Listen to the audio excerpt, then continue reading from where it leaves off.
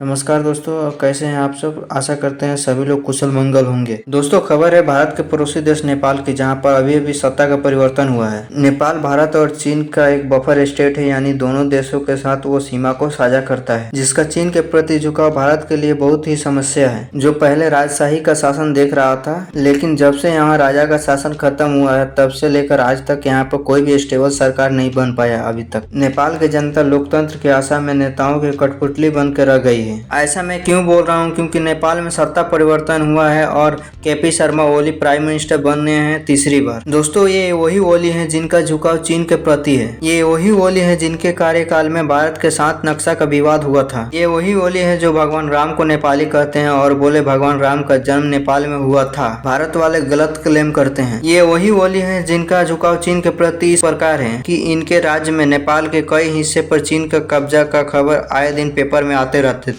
इनका सत्ता में आना बहुत ही दिलचस्प कहानी है। इस बात को जानने के लिए पहले यहाँ का डेमोक्रेटिक सिस्टम को समझना पड़ेगा। समझना होगा कि नेपाल में इलेक्शन कैसे होते हैं, समझना होगा नेपाल में सरकार कैसे बनते हैं। और एक बात को आज बताएंगे, आप वीडियो में बने रहे लास्ट तक और हमारे वीडियो को लाइक एंड सब्सक्राइब कर दें। दोस्तों, पुष्प कमल दहल प्रचंड, जो कि पहले यहाँ का पीएम थे, वे अपना विश्वास मत साबित नहीं कर पाए, जिसके चलते यहाँ फिर से केपी शर्मा ओली का सरकार बना। केपी शर्मा ओली अपना सरकार एक दूसरे पार्टी के सहयोग से सरकार बनाने का दावा पेश किए हैं। दोस्तों, सरकार का मुख्य रूप से तीन ही रूप होता है: लोकतंत्र, राजतंत्र, तानाशाही। लोकतंत्र में जहां जनता को जनता के लिए जनता के द्वारा चुना जाता है। राजतंत्र जहां राजा के बेटा ही राज करता है। और तानाशाही जहां राजा तो हुए नहीं, लेकिन जो जनता से पावरफुल व्यक्ति निकल कर आया वही राज किया, और तब तक राज किया जब तक दूसरा कोई उससे अधिक शक्तिशाली आया नहीं। नेपाल में लंबे समय तक राजा का शासन रहा और वर्ष 2008 में सत्ता का परिवर्तन होकर लोकतंत्र आया। नेपाल को 28 मई 2008 को गणतंत्र घोषित किया गया और 240 सालों से आ रही राजा के शासन का अंत हुआ। जिस राजशाही शासन के खात्मे के लिए यहाँ खुशियां मनाई गई, अब लोग बोल रहे हैं कि राजा का शासन ही अच्छा था, क्योंकि 2008 में नेपाल ने संसदीय व्यवस्था अपनाया था।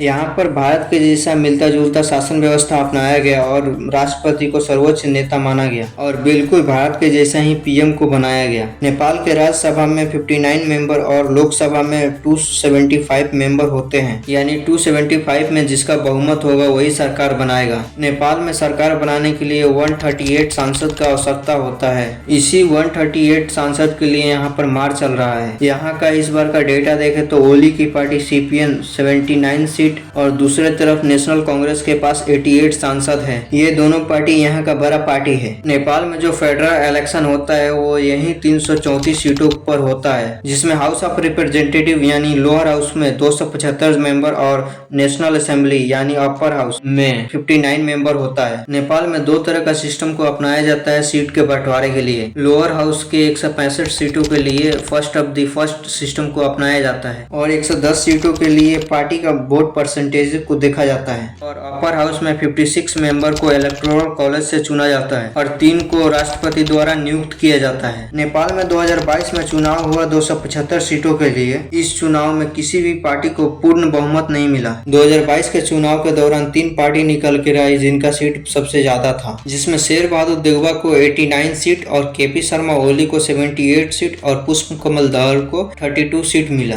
उसके बाद पुष्प कमल दहल ने अपने आप को पीएम पद के लिए अनाउंसमेंट कर दी। फिर पुष्प कमल दहल और केपी शर्मा ओली मिलकर सरकार बनाया और मुश्किल से 1 मंथ चल पाया और दोनों पार्टी अलग हो गए। उसके बाद पुष्प कमल दहल ने केपी शर्मा ओली को साइड करते हुए शेर बहादुर देउबा के साथ मिलकर सरकार बनाए और लगभग 2 साल तक शासन किए, जिसमें कम सीट होने के बावजूद पुष्प कमल दहल ही पीएम पद पर रहे। उसके बाद अब दोनों पार्टी अलग अलग हो गए। अब शेर बहादुर देउबा और केपी शर्मा ओली को समझ में आ गया कि 2 बिल्ली की लड़ाई में बंदर माल खा रहा है। फिर पुष्प कमल दहल को साइड करते हुए शेर बहादुर देउबा और केपी शर्मा ओली मिलकर सरकार बनाने का निश्चय किया है, बाकी के बचे 3 सालों के लिए। इसमें शेर बहादुर देउबा 1.5 साल के लिए पीएम पद पर रहेंगे और 1.5 साल के लिए केपी शर्मा ओली। अभी के समय में केपी शर्मा ओली नेपाल के प्रधानमंत्री बन गए हैं। ओली का भी पास्ट रिकॉर्ड दहल के जैसा ही हैं, ये सबको पता है कि ओली भी साथ छोड़ के जाएंगे, बाकी कोई क्या कर सकता है। दोस्तों, जनता जिन्हें एक दूसरे के खिलाफ वोट किए थे वो एक दूसरे के साथ मिलकर सरकार बना रहे हैं और जनता सोच रहे हैं कि हम अपने लिए लोकतंत्र को चुनाव किए हैं। लोकतंत्र का ये सबसे भद्दा मजाक है। जिस पार्टी को